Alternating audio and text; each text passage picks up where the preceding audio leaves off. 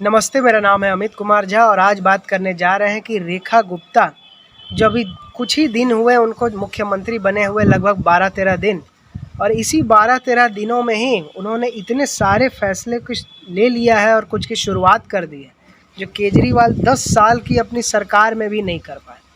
तो वो क्या है फैसले और क्या है बातें, आज इसी पर चर्चा करने जा रहे हैं। और ये चीज़ें और बात ये भी दर्शाती है कि इंसान अगर ठान ले तो सालों साल की ज़रूरत नहीं होती है, कुछ दिन ही काफ़ी है एक बड़ा बदलाव की शुरुआत करने के लिए, और ये उसकी ईमानदारी को दर्शाता है।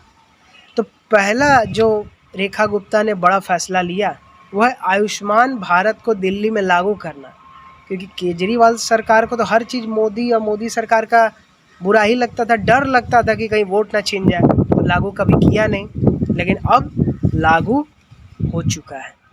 और वो क्या है अभी और विस्तार से बताते हैं।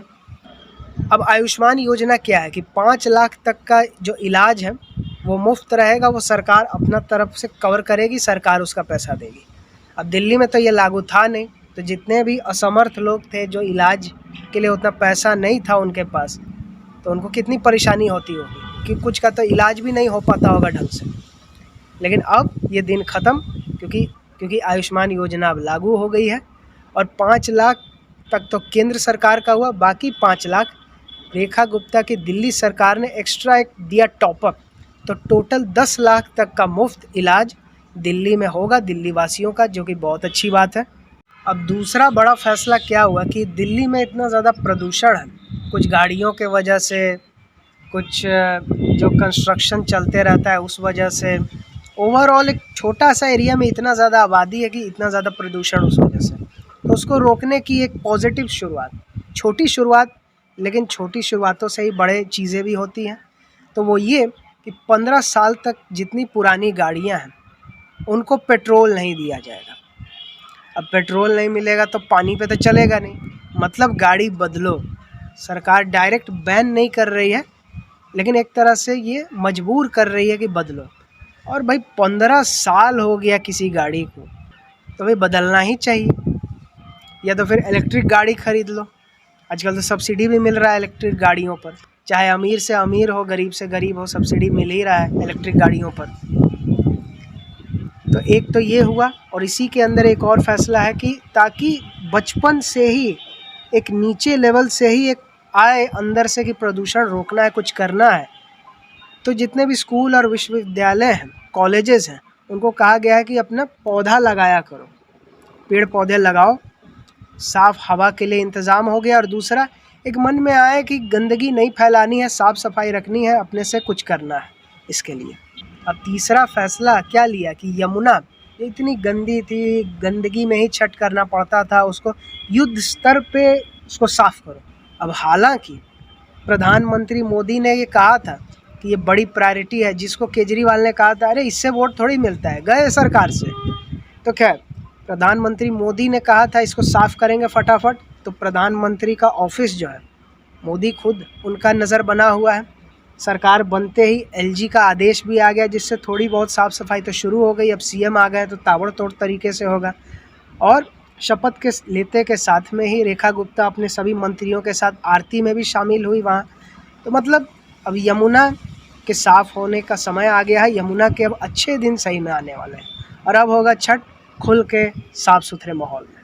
चौथा बड़ा फैसला क्या है, वो ये कि जितना भी ये मोहल्ला क्लिनिक खुला, अब खुला तो एकदम धूमधाम से कि बस सबका इलाज होगा एकदम सस्ते में बढ़िया से, लेकिन इसमें से गिनती के ही चलने वाले हैं, कूड़ा पड़ा हुआ है, कबाड़ पड़ा हुआ है। तो इसकी जांच के आदेश दिए गए कि डॉक्टर आते भी हैं कि नहीं, प्रिस्क्रिप्शन जो लिखते हैं तो वो किस दवाई का लिखते हैं, सही लिखते हैं कि नहीं, जो दवाइयाँ हैं भी तो वो कहीं एक्सपायर्ड तो नहीं, काम करने वाली दवाइयाँ हैं कि नहीं। और मोहल्ला क्लिनिक आम जनता के लिए खुला है भी कि कभी खुलता है कभी नहीं खुलता है, मतलब जितनी भी गड़बड़ियाँ हैं, खामियां हैं, उन सब को पकड़ने के लिए जांच के आदेश दे दिए गए हैं। और स्वास्थ्य मंत्री ने ये भी कहा है, दिल्ली के स्वास्थ्य मंत्री ने, कि 30-40% तो काम करता ही नहीं है, जनता के लिए खुलता ही नहीं है। तो शुरुआती अभी पता चला है, अभी तो और डिटेल में जांच होगा तो और बातें पता चलेंगी।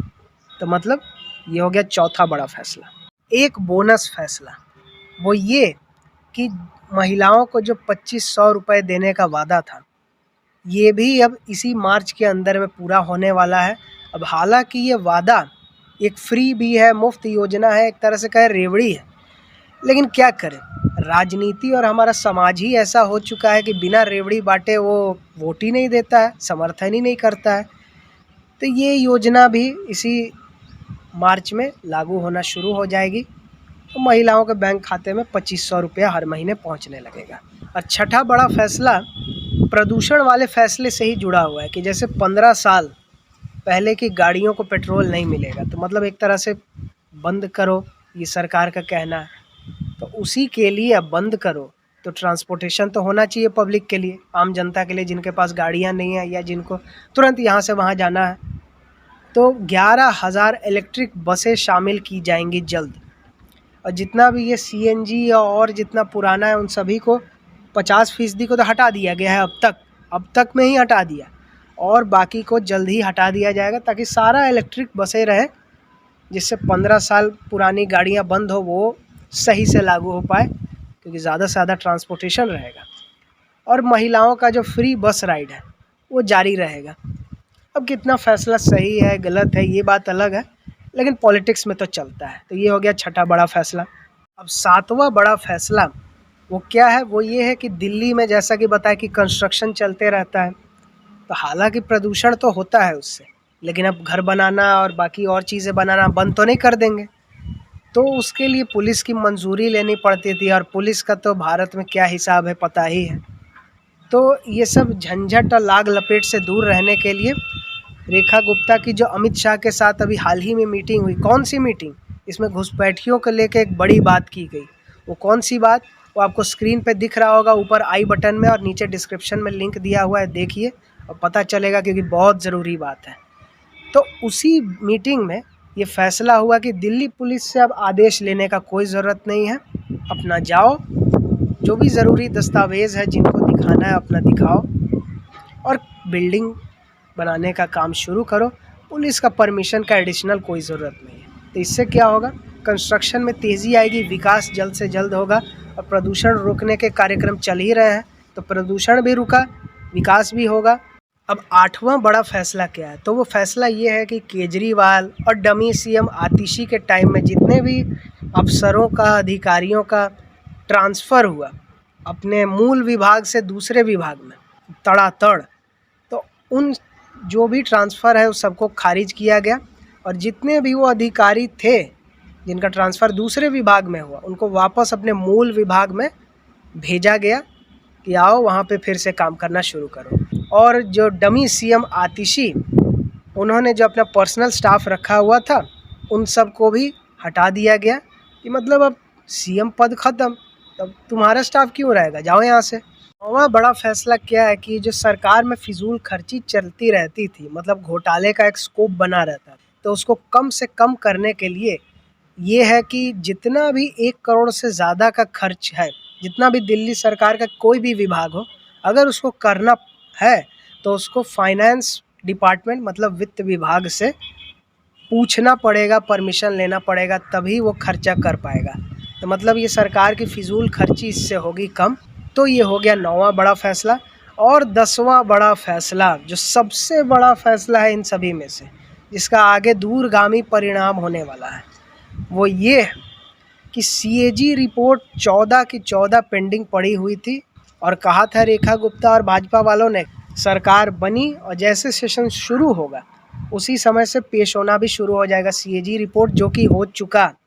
2 रिपोर्ट पेश हो गए, अभी भी 12 बाकी है। तो एक तो शराब घोटाला वाला हो गया, जिसमें 2000 करोड़ से ज़्यादा का घोटाला हुआ, और दूसरा मेडिकल और स्वास्थ्य विभाग से रिलेटेड कई सारे घोटाले हुए कोरोना काल से लेके अब तक, उसका भी खुलासा हुआ कि मतलब मिला 800 करोड़ और खर्च किए सिर्फ 600 करोड़ कोरोना काल में, जिस वजह से कितने लोगों की दिल्ली में मौत हुई, कितनी परेशानियां हुई, और भी कई अस्पतालों में ऑपरेशन थिएटर काम नहीं कर रहा है, और कितनी समस्याएं हैं। तो ये दूसरा रिपोर्ट से पता चला, तभी तो और कितने रिपोर्ट आने बाकी है।